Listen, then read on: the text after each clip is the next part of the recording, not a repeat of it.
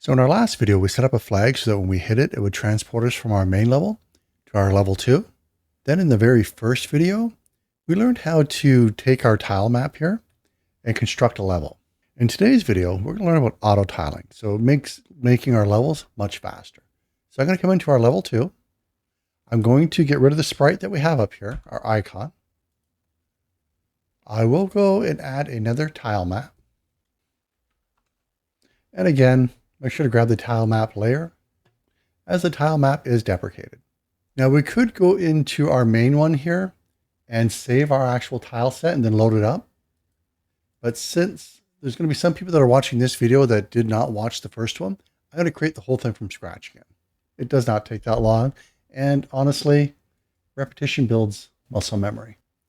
So with the tile map selected, I'm going to come in, make a new tile set, open up the tile set.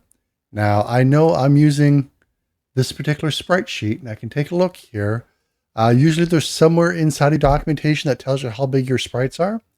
Mine's 128 by 128. So I come down to the tile size. I know my tiles are 128 by 128. I'm going to come into my tile set and drag and drop. Let's make sure we actually grab the PNG. So it's going to want to automatically create my atlas for me. Yes. I'm going to go back to my 2D view and just double check that my texture regions here are 128 by 128, whatever I set up here. Okay, so we'll set the physics layer up later. What I want to look at is the new thing today. So we come under terrain sets. I'm going to add one, and then we can add multiples. We come back into the tile map. Sorry, stick into the tile set. I'm going to be painting terrains. So we'll come down, we'll select terrains. If we take a look, we have this terrain set 0. And this is the set I've made here. I can make multiple sets if I want. I want to come into here, assign them to it. But for today, I'm just going to make one. So I'll open up this set and I'm going to add one to it. And if we take a look, I have one that's kind of a grass, dirt, dirt, stone, stone, stone, snow, stone, and so on. I'm just going to work with the grass, dirt today. So I'm going to rename it grass, dirt. And then I get to pick a highlight color. So as I'm setting up these, think of them as pathways later, they'll be highlighted. And I want something that isn't a color that's already there. So I'm going to pick a red, something a little bit brighter, around there. And now when I come back over to my tile set, I've got it set to terrains. If I come down, select the terrain set 0, it's going to ask me what terrain do I want to work with. I'm going to pick my grass, dirt, and that color I picked is there as well. Now, when we hover over any of our sprites, we can select the sprites that we want to belong to this set. So I'm going to zoom in. I'm going to make this bigger. I'm just going to pick a small set here to begin with, just to demonstrate. And I'll start with this piece here. And if we take a look, all 4 corners are filled in, unlike the one beside us here where we have some curving. Take note of that because it will become important in the next step. So I'll pick this one, this one, this one, this one. And I'm just clicking on them. And for now, I'm just going to pick these 5. I'm going to take a look at the dirt. I had some dirt down here. The different this is a dirt block that doesn't have any corners.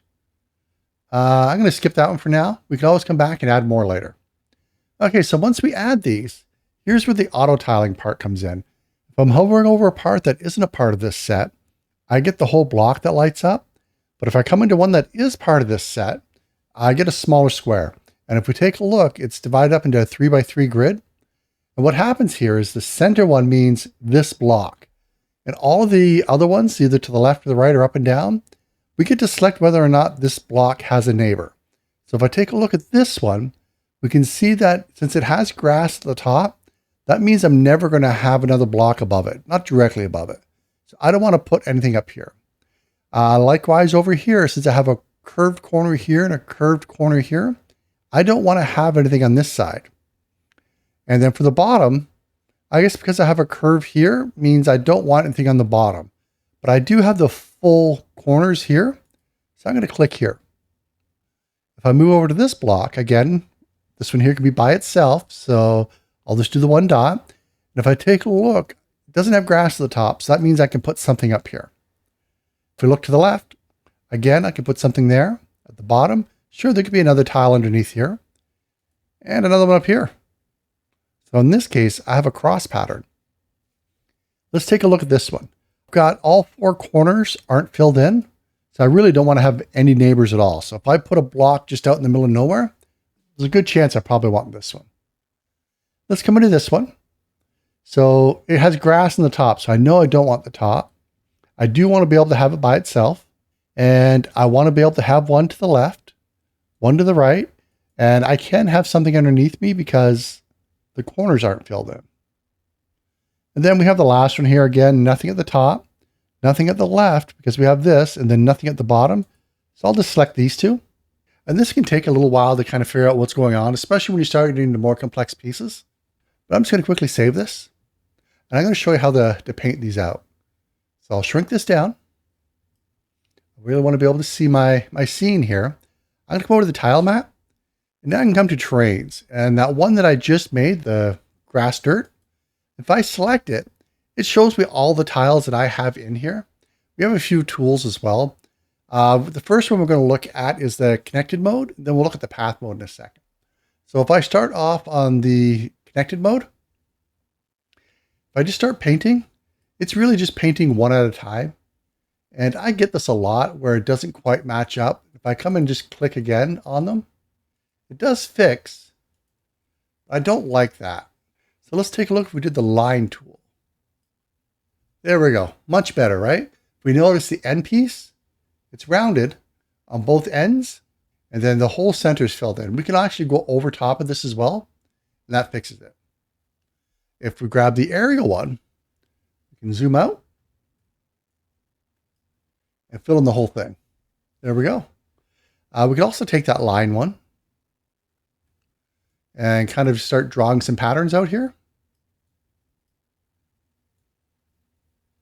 Let's go that way. So this can really lead to making your levels much faster. Now take note, I do still get the odd time that are screwed up and I have to come in and fix them. But I find overall it's much faster. Now I'm on Windows and I swore when I tried this on my Mac, it was much more precise on picking the right pieces. I don't know if you're on a Mac, let me know. How does it work for you? Now let's say there's a piece I wanted to change. Let's say I wanted this to be dirt up here. I can come in and just select a single piece and put it in. So you can't override what's there.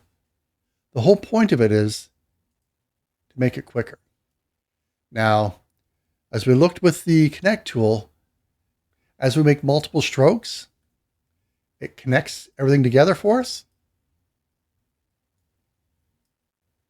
With the path tool, it only connects the path stuff. So if I come in here, it may not necessarily connect with what you already have there. So just take note of that.